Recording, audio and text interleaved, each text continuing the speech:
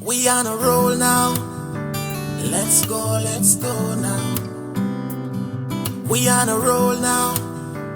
Let's go now. Hello, good morning, where do you came from? Perfect stranger I've been waiting on. Right place at the right time. Nobody can tell me you ain't mine. Yeah. To be honest, I've never been this bold. Your personality. Welcome, my beautiful people. Welcome back to the Island Family channel. Right now in tune with Island boy Afrik I. Yesterday. So guys, breaking news. I am finally in Australia. Yesterday. Can't make up too much noise. Cause what? I'm currently in quarantine, guys. Right now I'm there for what? 6 days in quarantine now. You see me? So guys, where do I even start? Alright. So as you guys know, all of you watched the previous video, right? If you're new to the channel, make sure to check out the previous video to understand this video. Right? So I've seen your guys' comments, your suggestions, your opinions, right? But the thing is, I did not need a transit visa. I did not need a transit visa to enter Australia. I mean, to enter London as well. You know, the first lady was telling me and all of that. You know, so how did I ended up being on that flight? Let's go back to the beginning, right? So as you guys know, I didn't end up on the first flight, right? Babe was saying to me, I was saying, this is the end of it now because I didn't get on that first flight and thing because they're saying I don't have a visa and all of that, and the woman was giving me attitude on top of it. So what happened now is that I was saying, babe, I'm gonna go home the next day, I'm just gonna stay at this Airbnb and then go home the next day, and babe was like, why don't you stay like 2 more nights and stuff, and then we'll try to figure out things if we can get a next flight. And I was like, okay then, alright, work with that. And that's exactly what I did. You know, and I ended up staying, which I really was hoping to find a flight because I didn't really want to go home after telling all my people goodbye already, you see me. So it felt, to me it would have been really embarrassing, you know, like that we're only humans, you understand? So I would have felt a type of way, you know, which thankfully that did not happen, you know. So no, the travel agent, we're still in contact with the travel agent and say hopefully we'll find a flight, you know, so I don't have to go home, right?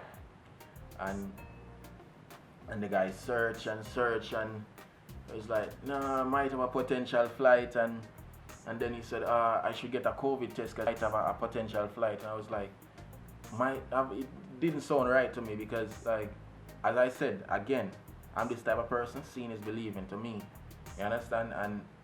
And then he was saying get the COVID test, which cost me 15,000 every COVID test because PCR test costs 15,000, right?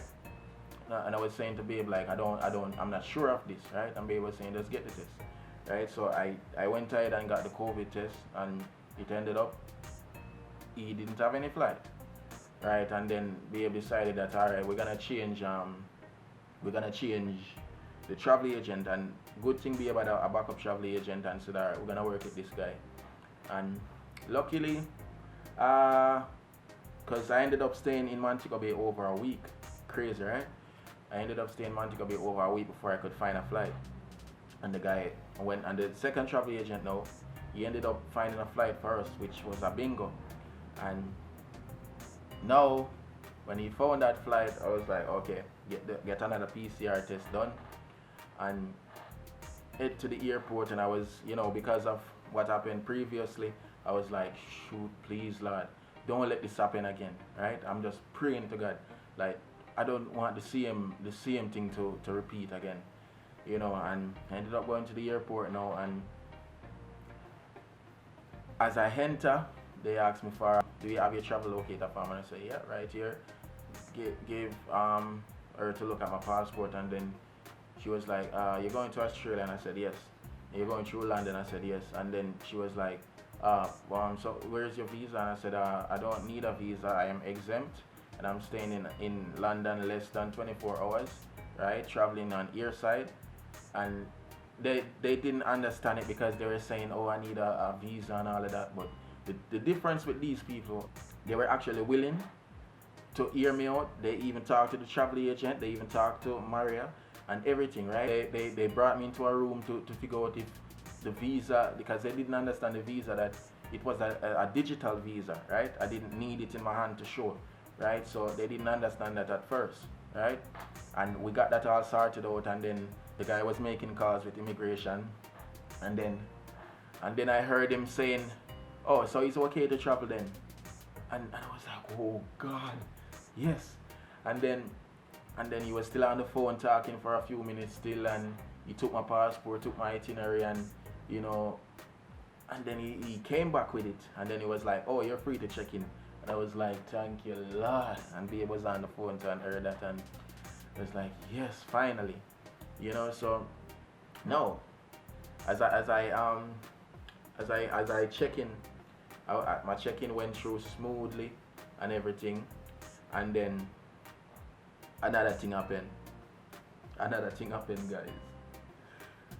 That day when I was supposed to travel, most of you might be aware of the tropical storm Grace. That was the day I was supposed to travel, right? That was the day my flight was supposed to leave, right? And it ended up cancelled, right? Because even before I even leave out to go to the airport that day, I was worried about, you know, my flight might be cancelled, and that's exactly what happened, right? So the flight cancelled way late in the evening, and I was like, geez, man, you know, the one chance I get to go see my family now, this happened. And then they were taking people to hotels and all of that, you know, freely and all of that, I guess, compensate. And you know, and I was like, I'm just gonna go to the Airbnb, because I mean, it was a 3-minute drive, and I mean, I already had a extra night there, and I was like, all right, I'm just gonna go to the Airbnb, because the next flight was rescheduled for the next day, right? 4 o'clock the next day, and like, okay, you know, so hopefully we were hoping that we would find a flight within that time, a connected flight, which luckily that happened, right? So the next day, now forward, went to the airport, and as I am entering my gate, the lady there asked me, because this is someone new again, was like, oh, do you have your papers and this and that? And I was like, yeah. And then the same thing again, she asked me about,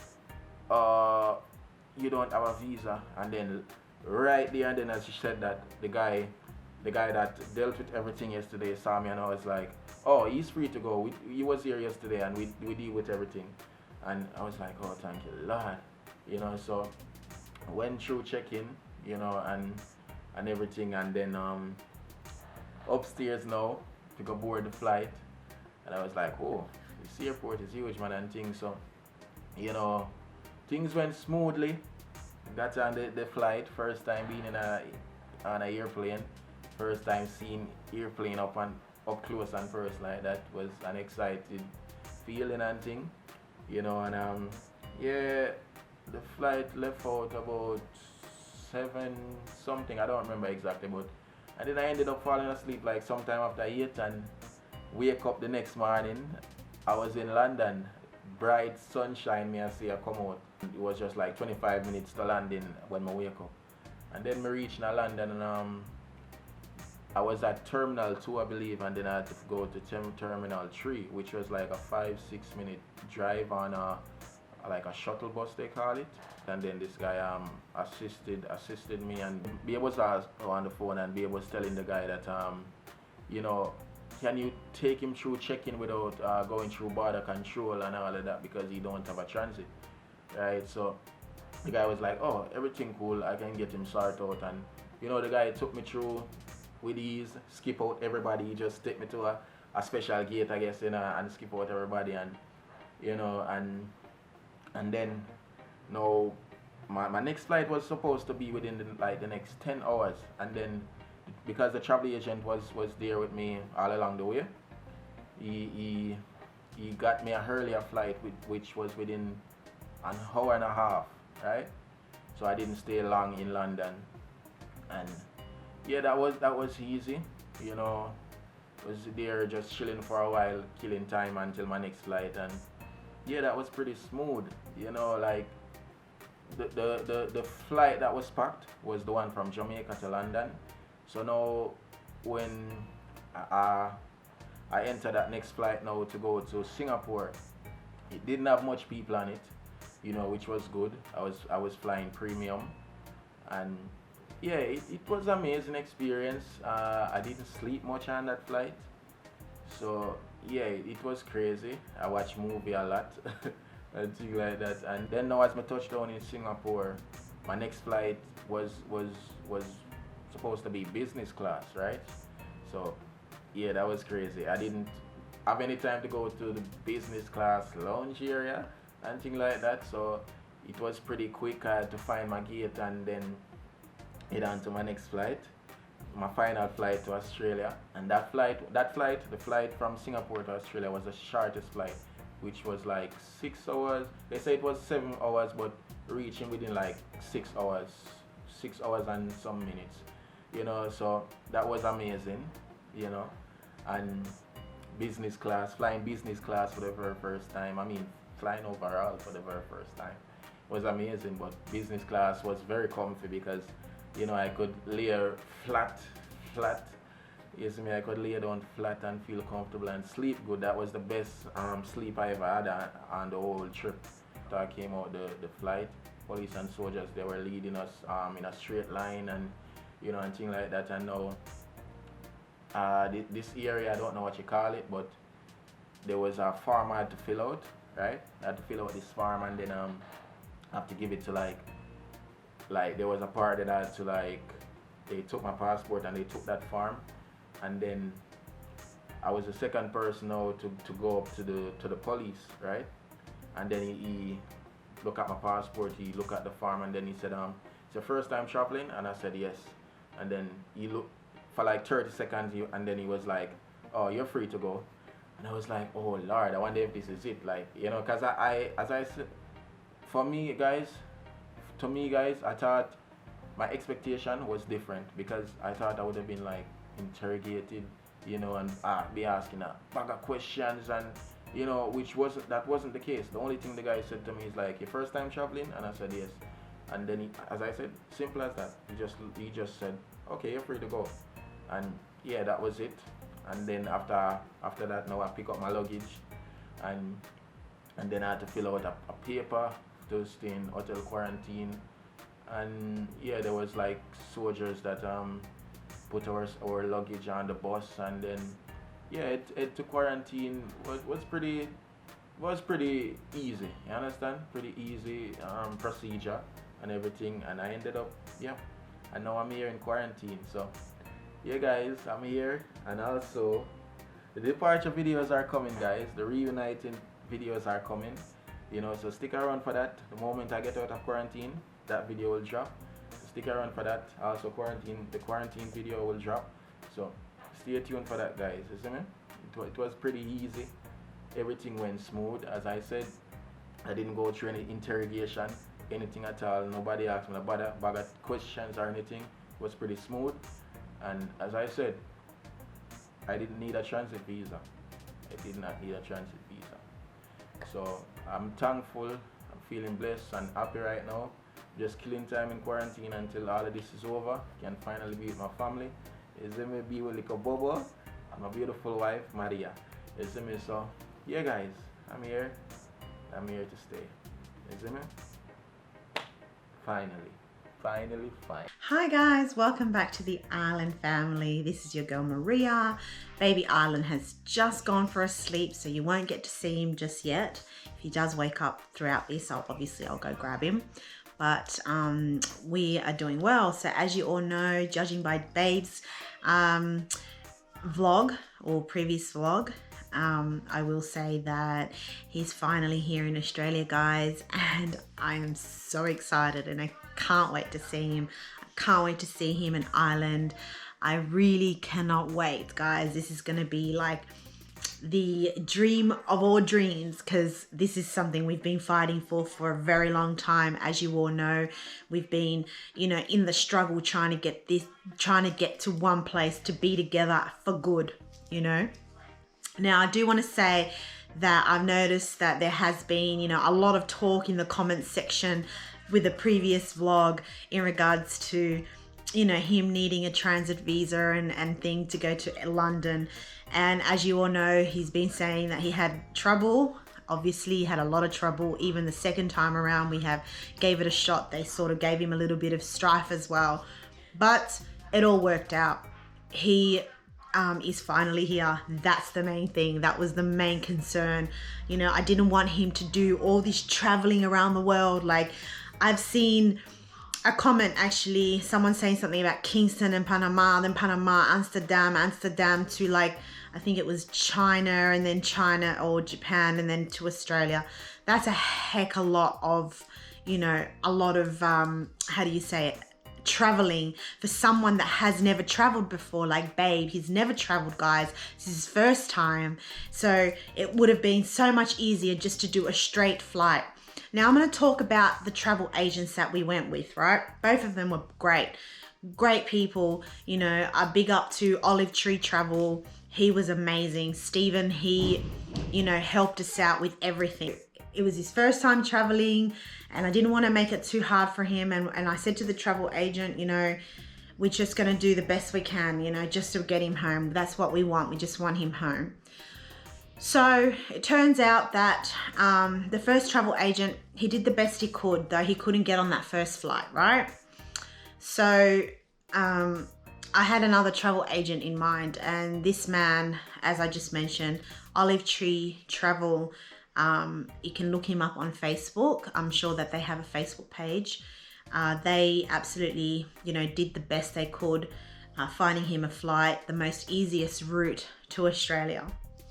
Now, we have the documentation that says Babe can landslide or even transit via London less than 24 hours. The first flight was a stayover overnight in Heathrow, because he had to get to Gatwick, and from Gatwick to Heathrow. Now we had a hotel booked. We had his next PCR test booked in London as well. We had a whole range of you know, services that he would arrive in London and he'd be attended to, even a taxi to pick him up and take him to Heathrow. Okay, so that was done, right? But he didn't get on that flight because for some odd reason they said no. Okay, they denied him. I still haven't received an answer from British Airways. I'm waiting for an answer. I'm waiting to see what's happening with that. I don't know. So pending the documentation that we had all the documentation, we had everything. We had, you know, Babe will upload the documentation that states that he was able to landslide and transit less than 24 hours in London, whether it be Gatwick or Heathrow, whichever one was first. Anyway, doesn't matter. I noticed that a lot of people saying he needed a transit visa, and this vlog isn't by any means you know, putting anyone down or making people feel that, I don't know, a type of way. But guys, he did not need a visa to travel through to London. He stayed in London less than 10 hours. He was originally supposed to stay 10 hours, but thanks to the travel agent that we dealt with, he was tops. As soon as he got to London, he's like, I've got another flight for him, which is earlier. He doesn't have to stay in London for 10 hours. He can actually get onto the next flight to Singapore. That's what happened. It was the most smoothest transition for Babe. I think Babe actually really, you know, he didn't get to see much of London and he didn't get to see much of Singapore, but it doesn't matter because, you know, who's to say in future we might go visit those places anyway. So I just want to say that I'm so happy and I'm so grateful that things turned out the way they did. And I did read in the comments as well that people were saying that it's a lesson. It is a lesson, and it also is an eye-opener. And I think that in regards to the lady that was talking really bad or treated Babe really bad, I think that you know, she must have been having a really bad day. You know, I can't say exactly what happened there because I wasn't there, but I can honestly say that she was wrong for treating Babe the way she did. I think she shouldn't have treated him the way she did because, like a lot of you said, don't bring your problems to work. You know, work is work, leave your problems at home. You know, if you're not happy with your job, you know, look for somewhere else. Anyhow, now looking forward to the future and what the future holds. Babe gets out in the next couple of days, guys, so I'm so excited because I'm actually taking a 9-hour trip down to Sydney to pick him up. And the reason for that being is because we're in lockdown right now, so we have limited transportation.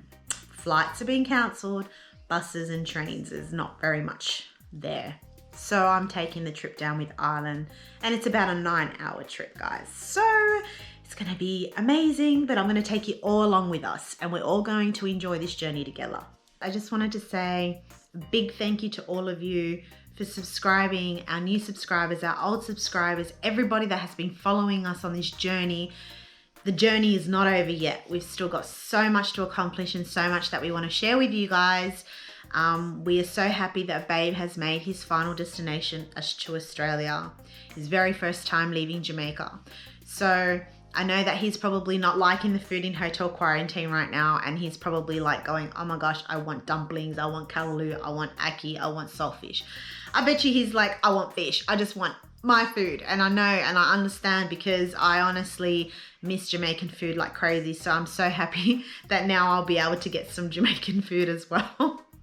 Because where I live, there's not much Jamaican cuisine or anything like that. So yeah, I'm really looking forward to the future, guys, and I'm so happy that you are all with us on this journey, and I can't wait to share our adventures, our family, you know, get-togethers and whatnot. So stay tuned for the reunion, guys, and big up yourselves. Thank you so much. Mwah. Love. Bless up.